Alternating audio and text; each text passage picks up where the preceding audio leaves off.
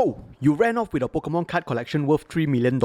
Standing in line at the airport, hands are shaking. Not because you're carrying cash or gold, but because inside your bags are hundreds of Pokemon cards. Cards that don't belong to you. Cards your customers once trusted you with. Cards they sent to your shop for grading. Cards they left on consignment. Cards they paid you to sell. And in a few minutes, you are about to leave the country with no plans to return. How does a Pokemon card shop owner wake up one day and decide to disappear? Well, let's find out. 5 years ago, life was okay. Everyone had to stay at home, nothing better to do. You ordered a box of Pokemon cards. By the second booster pack, you got it, the chase card. It was beautiful. You love the card, you love opening packs, you love collecting. You love talking to other collectors. But most importantly, people want to buy your card. And you thought, why not open a few more boxes? At first, it was small. A few display cases, then become a few booster boxes. You sold the cards online, nothing fancy. Customers slowly arrived, then more arrived. But you knew not to sell the chase. Through the years, you see the price slowly rise. At one point, that piece of cardboard is worth $500. Then suddenly you see a graded PSA 10 selling for $3,000. You start thinking about a low-risk way to expand your reach. But opening a store wasn't the first step. You know, a store meant rent, commitments. So instead, you started a chat group. You started informing your regulars to join the group. To grow it quickly, you held auctions and claimed sales on the group. People looking to buy and sell cards. Every day, the group got bigger. Someone wanted to sell a Charizard. Someone wanted to buy a booster box. People trusted you. Not because you had a shop, but because you were one of them. A collector, a familiar name. Eventually, the chat group became one of the largest local Pokemon communities around. You had an idea. What if you become a vendor? Then came your first card show. You rented a small booth, just one table, nothing special, a few binders, a few slabs, the aluminium folding shelf just for booster boxes, and something happened. People who only knew you online suddenly met you in person. The trust is real. Customers shook your hand. Collectors called your name. Some even traveled just to buy from you. By the end of the weekend,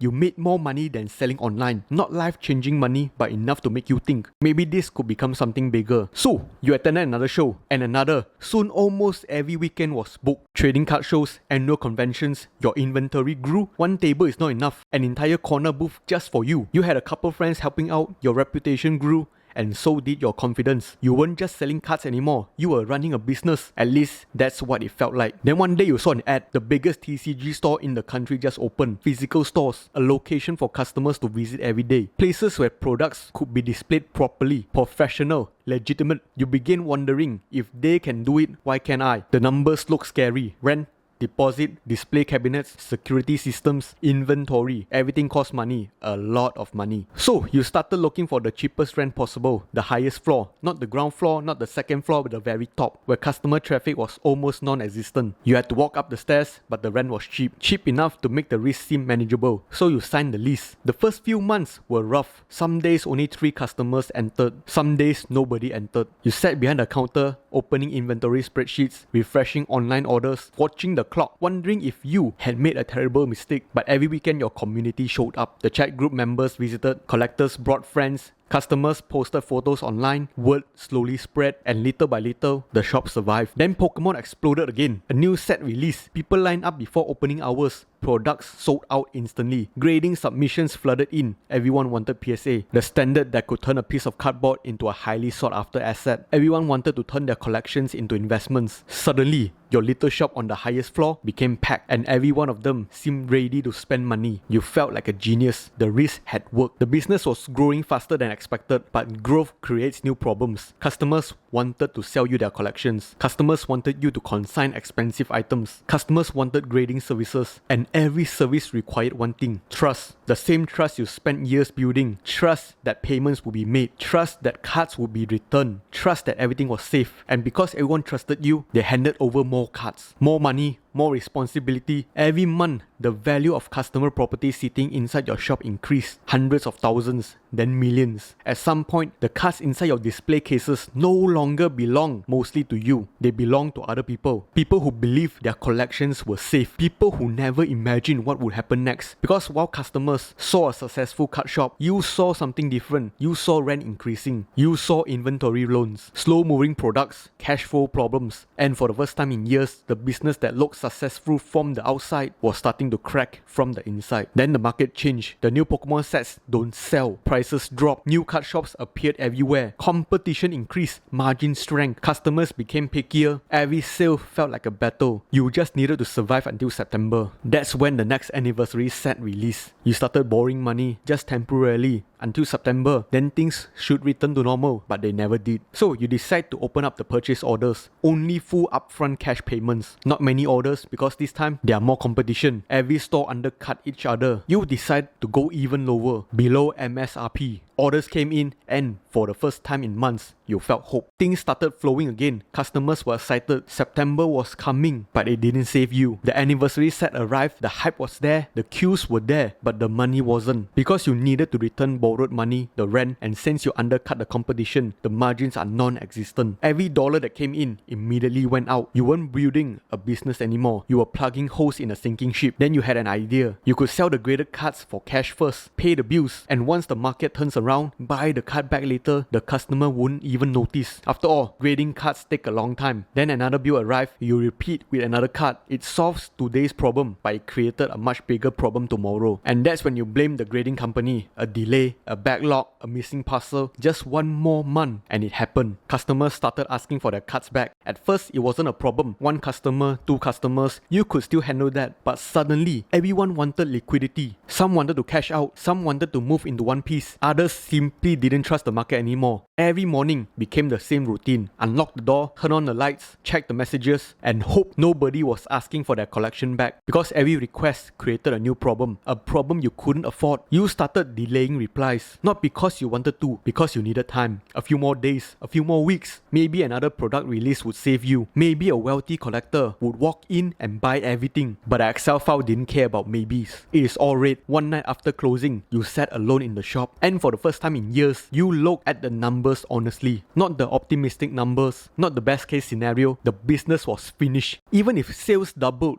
even if the next set became the biggest release ever, even if everything went perfectly, there still wasn't enough money. The hole was too deep. And that was the moment everything changed. Because until now, you were trying to save the business. Now, you started thinking about saving yourself. The first thought lasted only a second. You immediately pushed it away. No. Impossible. You would never do that. These people trusted you. Some were customers for years, some were friends, some introduced their children to the hobby through your store. You couldn't betray them, could you? But once a thought enters your mind, it has a way of returning, especially when you're desperate. You started noticing things. How easy it would be. How portable Pokemon cards are. $3 million in Pokemon cards. A few bags, that's all. You hated yourself. But every day, the idea became clearer. The customers were eventually going to discover the truth. The community would find out. The question is no longer if, the question is when. Then came the final blow. A customer walked into the store. Not any regular customer, an influencer, here to collect a high-end collection. His high-end collection. The kind of collection that could pay several months of rent. You smiled, greeted him, and told him there was a delay, maybe another week. He wasn't happy, but he left. And the moment the door closed, you knew the clock had started. Soon others would come, then everyone. That night, you didn't go home immediately. You stayed in the shop, looking around. The display cabinets, the grading submissions, the consignment cards, the community you spent years building, and you realized something. The store wasn't your asset anymore. It was evidence. Evidence of promises you could no longer keep. Over the next few days, you quietly prepared. Nothing obvious, nothing dramatic, just small things. Withdraw some money, flight ticket, push back appointments, buy time, lots and lots of time. Because you only needed one thing, a head start. Then one morning, you look at the departure board, Hong Kong. Nobody paying attention, nobody looking for a Pokemon card shop owner. You sat at the boarding gate, deleting messages, buy-sell groups, and suddenly, the impossible plan no longer felt impossible. It felt real. For the first time in months, you felt calm. Not because the problem was solved, because you had finally chosen your answer. 3 days later, you saw a post. Pokemon card shop disappeared overnight. Then another post. People were trying to piece together what happened. News article mentioned you. Flat a week before. 3,000 customers left stunned. Thousands of cards. Cards entrusted to you by collectors, by friends, by people who trusted you. A business once built on trust became a business built on borrowed time. And time ran out.